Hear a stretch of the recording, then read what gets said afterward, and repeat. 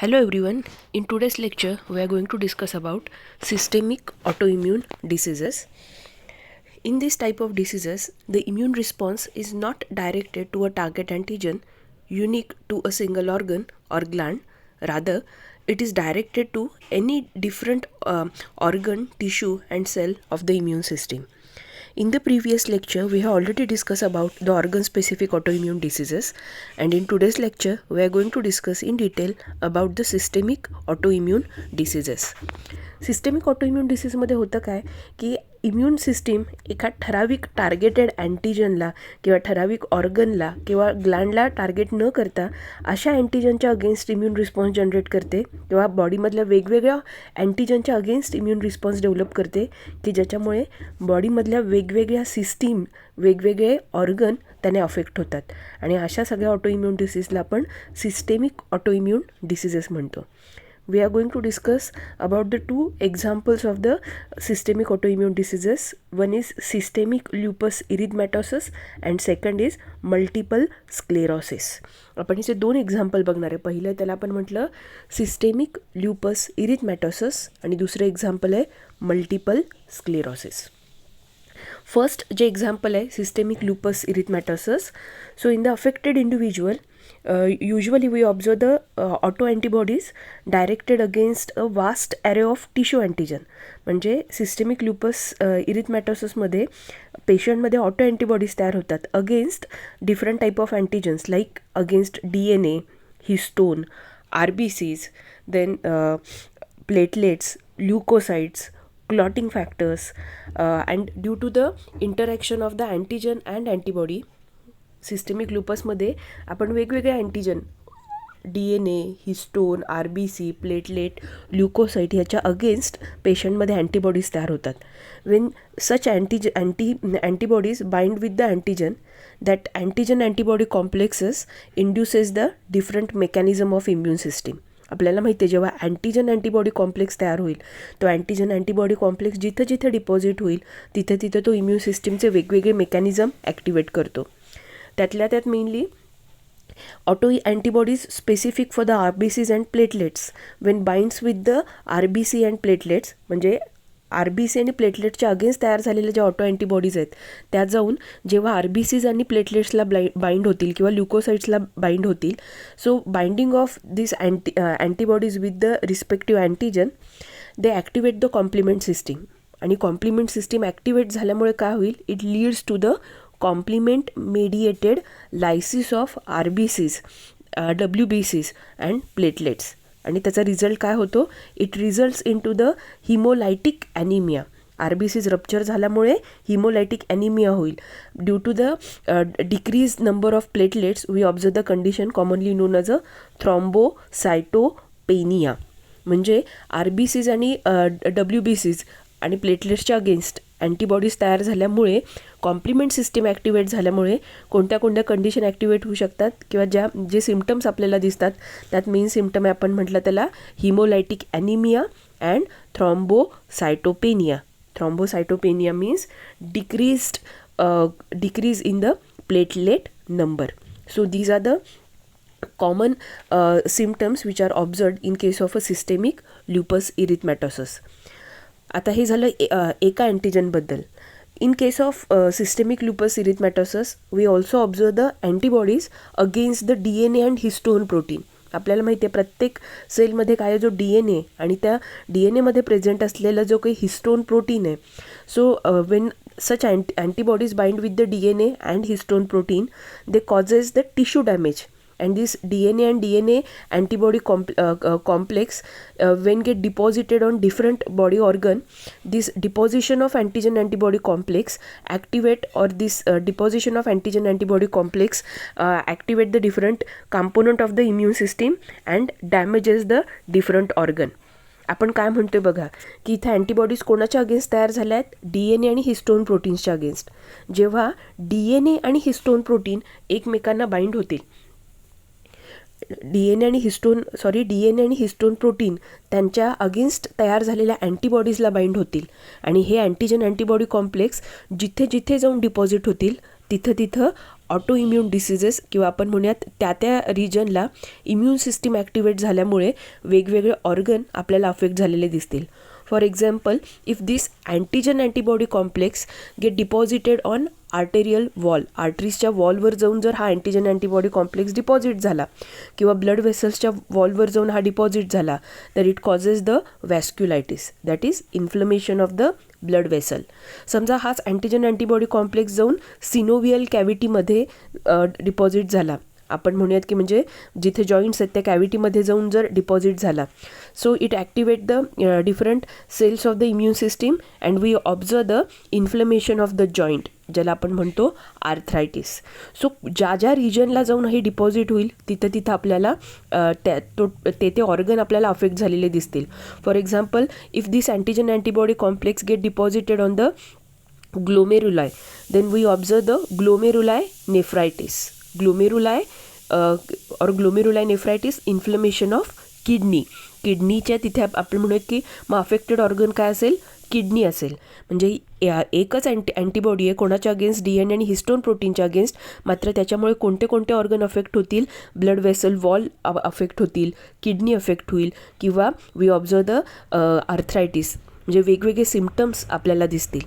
आता या स्पेसिफिक कंडिशनमध्ये Wien the antibodies coated nuclei, जेव्हा अँटीबॉडी DNA किंवा अँटीबॉडी हिस्टोनला बाइंड होईल, म्हणजे न्यूक्लियसला जेव्हा बाइंड होईल, तेव्हा अँटीबॉडीने कोट केलेला हा जो न्यूक्लियाय त्याला जेव्हा फॅगोसायटिक सेल फॅगोसायटोस करतात, त्यावेळी जे टिपिकल स्ट्रक्चर तयार होतं त्याला म्हटलं जातं ल्युपस इरिथमॅटोसिस. आणि म्हणून या डिसीजचं नाव पण आहे सिस्टेमिक ल्युपस इरिथमॅटोसिस. याच अँटीजन अँटीबॉडी कॉम्प्लेक्समुळे म्हणजे सिस्टेमिक ल्युपस इरिथमॅटोसिसमध्येच due to the deposition of antigen antibody complexes typical type 3 hyper sensitivity रिॲक्शनसारख्या मेकॅनिझमने किंवा टाईप 3 हायपर सेन्सिटिव्हिटीच्या मेकॅनिझमने बॉडीमध्ये वेगवेगळे ऑर्गन डॅमेज होतात. टाईप 3 हायपर सेन्सिटिव्हिटीचा मेकॅनिझम म्हणजे काय, तर we know that when the antigen antibody complex get deposited on various basement membrane or get deposited on the surface of various organs and tissue, mainly the complement system get activated and it activate the different cells of the immune system like neutrophil at the site of antigen antibody deposition, and these phagocytic cell and neutrophils, they try to remove such antigen antibody complexes from the surfaces or from the body, and while trying to removing these antigen antibody complexes, they release certain lytic enzymes, and that lytic enzymes actually responsible, or that lytic enzymes are mainly responsible for the destruction of the cell. मग ह्या सगळ्या लायटिक एन्झाईममुळेच काय होणार आहेत, सगळ्या sale destruct होतील. हा mechanism कोणासारखा आहे, तर टाईप 3 हायपर सेन्सिटिव्हिटीसारखा आहे. त्यामुळे आपण काय म्हणतो की deposition of such antigen antibody complexes activate the type 3 hyper sensitivity and complement system and which results in to the damage of different organ. हे कशात होतं, सिस्टेमिक ल्युपस एरिथमॅटोसिसमध्ये. यामध्ये वेगवेगळ्या सिस्टीम किंवा वेगवेगळे आपण म्हणूयात बॉडीमधले ऑर्गन किंवा ऑर्गन अफेक्ट होतात, and therefore the symptom also varies. मग सिस्टेमिक ल्युपस इरिथमॅटोसिसमध्ये जे सिम्पटम्स आहेत ते कुठल्या ऑर्गनपर्यंत लिमिटेड राहत नाहीत, तर आपल्या बॉडीमधल्या सगळ्या सिस्टीम, सगळे ऑर्गन त्यात अफेक्ट होतात. म्हणून ह्याला सिस्टेमिक ऑटोइम्यून डिसीज म्हटलं आहे. The common symptoms includes, usually the common symptoms includes arthritis. जेव्हा जॉईंटमध्ये जाऊन अँटीजन अँटीबॉडी कॉम्प्लेक्स डिपॉझिट होईल त्यावेळी आपल्याला काय ऑब्झर्व होईल, arthritis. Then fever, commonly skin rashes are observed and weakness is observed in case of, और weakness is the main, weakness are the main symptoms of the systemic lupus erythematosis. आता ह्या केसमध्ये this disease is commonly observed in case of woman as compare to the men. वुमेनमध्ये मेनच्या कम्पॅरिझनमध्ये ही disease खूप commonly observe होते. सिस्टेमिक ल्युपस इरिथमॅटोसिसमध्ये कॉमन आपण म्हणूयात बटरफ्लाय रॅश एक त्याचं सिम्पटम आहे, स्किन रॅश, की जे खूप कॉमनली ऑब्झर्व होतं. So these are the symptoms of systemic lupus erythematosis and it is an systemic type of autoimmune disease. The next example of systemic autoimmune disease is multiple sclerosis. So multiple sclerosis, in this case we observe the infiltration or we observe the development of immune response against the nerve cells. In multiple sclerosis we observe the autoreactive T cells against the nerve cell. आपण systemic lupus एरिथमॅटोससमध्ये mainly antibodies बघितल्या आणि आता multiple स्क्लेरोसिसमध्ये काय होतं की आपल्याच बॉडीमधल्या नर्व सेल्सच्या अगेन्स्ट आपल्या टी सेल्स ॲक्टिवेट होतात. म्हणजे ऑटो रिॲक्टिव्ह और self reactive T cells are mainly responsible for the multiple sclerosis. So multiple sclerosis is the most common cause of a neurological disability. Neurological disability mainly कशामुळे होते तर multiple स्क्लेरोसिसमुळे होते. आणि multiple स्क्लेरोसिसमध्ये जो affected individual आहे त्याच्यामध्ये mainly काय होतं, दिस टी सेल दे डिस्ट्रॉय और damage the myelin sheath. Myelin sheath is the काय आहे मायलिन शीथ, तर आपण म्हणतोय ज्या नर्व सेल्स आहेत किंवा जे आपल्या न्यूरॉन्स आहेत त्या न्यूरॉन्समध्ये इन्सुलेशनचं काम करणारं किंवा मायलिन शीथ काय करतात, they insulate the neurons and prevent the electric signal loss from the neurons. आपल्याला माहिती आहे ह्या ज्या न्यूरॉन्स आहे ह्या पहिल्या डायग्राममध्ये आपल्याला ही नॉर्मल न्यूरॉन दिसते की ह्या नर्व फायबर थ्रू काय केले जातात, नर्व इम्पल्स एका नर्व सेलकडून दुसऱ्या सेलमध्ये जो सिग्नल आहे जो मेसेज येतो काय म्हणतो आपण त्याला, तो इलेक्ट्रिक सिग्नल नर्व इम्पल्सच्या थ्रू काय केला जातो, पास केला जातो. आणि हा नर्व इम्पल्स किंवा आपण म्हणूयात हा इलेक्ट्रिक सिग्नल जो आहे तो पास करताना ह्या सगळ्या ज्या न्यूरॉन्स आहेत किंवा नर्व फायबर्स आहेत त्यांच्यावर एक कोटिंग आहे ज्याला आपण काय म्हणतो, मायलिन शीथ. आणि हे मायलिन शीथ काय करतं, इन्सुलेशनचं काम करतं. It insulate the neurons and prevent the electric signal loss from the neuron. So दस जेव्हा मल्टिपल स्क्लेरोसिसमध्ये काय होतं की टी सेल्स डायरेक्टली काय करतात, दे डिस्ट्रॉय दिस myelin sheath. Myelin sheath destroy केल्यामुळे काय होईल, the destruction of this myelin sheath affect the normal functioning of the neuron. आता या नर्व फायबरला आपण म्हणूयात मध्ये काय झालं, जिथं मायलिन शीथ तिथली डॅमेज झाली आहे, तिथं डिस्ट्रक्शन झालं आहे, तिथं आपल्याला काय दिसतील तर तिथले नर्व फायबर्स ओपन आहेत, त्यांच्यावर इन्सुलेशन नाही आहे आणि त्याच्यामुळे प्रॉपर इलेक्ट्रिक सिग्नल पास केले जात नाहीत आणि त्याच्यामुळे काय होणार आहे, it affect the functioning of the neurons. आणि त्याच्यामुळे in case of a multiple sclerosis नर्वशी रिलेटेड और न्यूरोलॉजिकल डिसॅबिलिटीज आपल्याला कॉमनली बघायला मिळतात. So in case of a multiple sclerosis, the patient with the multiple sclerosis shows the heavy infiltration of the brain with the autoreactive T cells. इथं सगळ्यात महत्त्वाच्या cells कोणत्या आहेत, कुठला इम्यून रिस्पॉन्स मेनली रिस्पॉन्सिबल असतो इथे तर cell mediated immune response. T cells mainly काय करतात, they damage the myelin sheath. आणि मायलिन शीथ डॅमेज झाल्यामुळे it results into the reduced sensitivity to the cutaneous stimulation. As we can see हे normal neuron आहे आणि हे damaged neuron आहे. Damage neuron असल्यामुळे बऱ्याच ज्या आपण म्हणूयात की ॲक्टिव्हिटीज आहेत किंवा बरेच आपल्या बॉडीमधले पार्ट त्याच्यामुळे काय होतील, अफेक्ट होतील. त्यात mainly we observe the reduced sensitivity to cutaneous stimulation. Reduced sensitivity to cutaneous stimulation.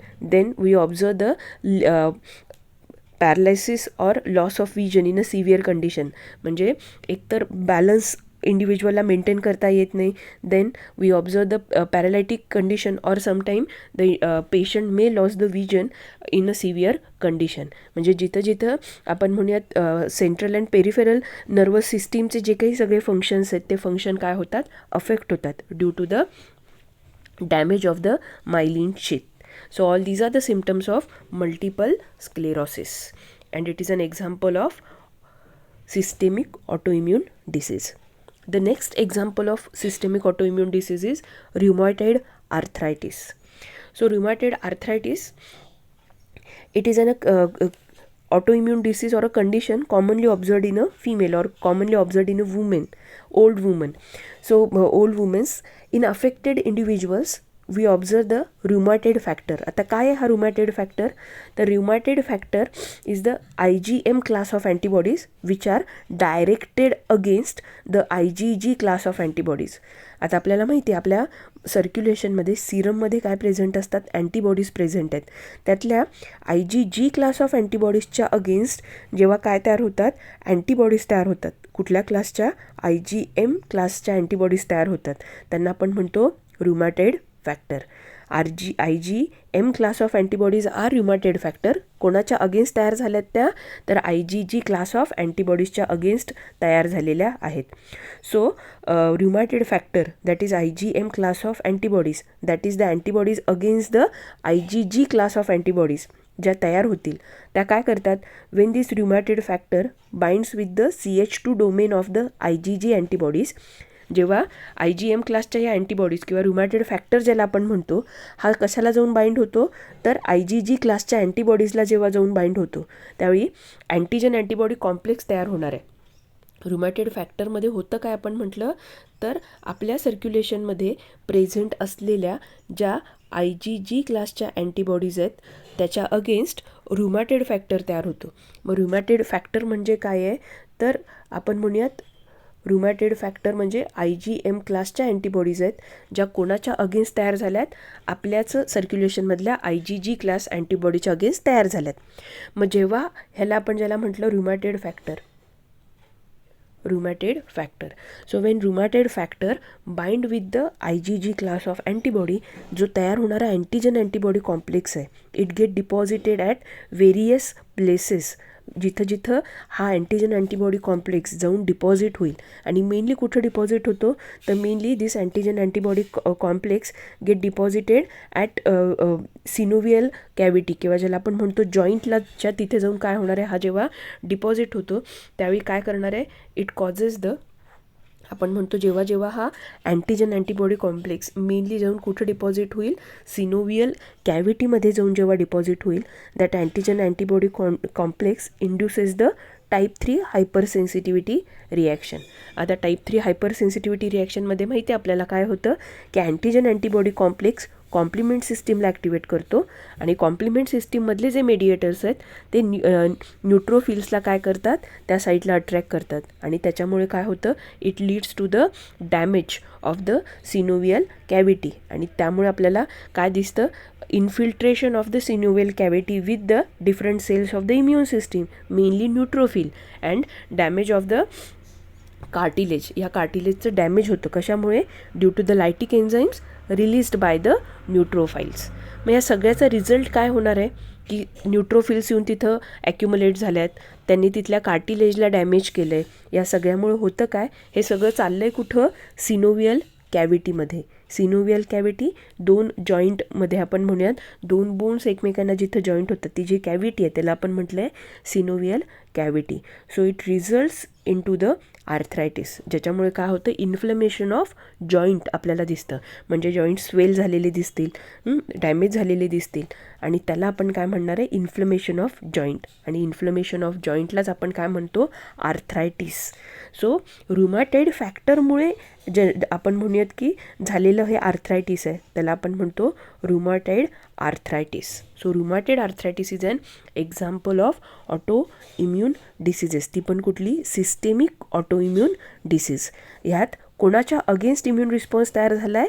तर आपल्याच बॉडीमध्ये प्रेझेंट असलेल्या IgG क्लास ऑफ अँटीबॉडीजच्या अगेन्स्ट IgM क्लासच्या अँटीबॉडीज जेव्हा तयार होतात त्यावेळी जी कंडिशन डेव्हलप होते त्याला आपण म्हटलं आहे रुमॅटेड आर्थरायटिस.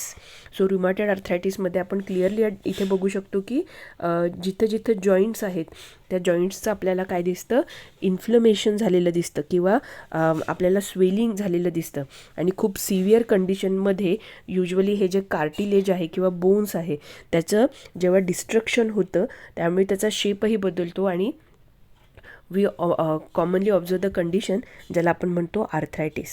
त्यामुळे rheumatoid arthritis is an example of systemic autoimmune disease. So all these are the example of systemic autoimmune diseases.